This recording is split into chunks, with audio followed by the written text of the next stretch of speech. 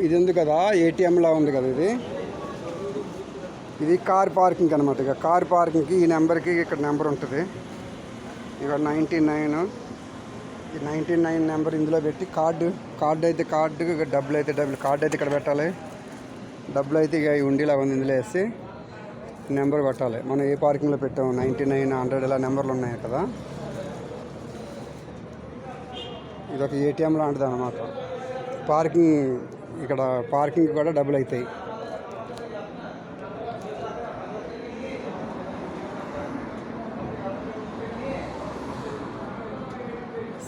ఈ సైడ్ ఇలా పెట్టుకుంటారు. ఎందుకన్నా ప్రతిదానికి నెంబర్ ఉంటుంది. ఇక్కడ ఇది 100, అది 99 చూపించాను కదా. ఇంకా ఇది 100. ఇలా కిందనే ఉంటాయి నెంబర్లు. ఆ నెంబర్ మీద మనం ఆ నెంబర్ కొట్టడం వెళ్ళి. దీనికి ఎవరు పోలీసులు వాళ్ళు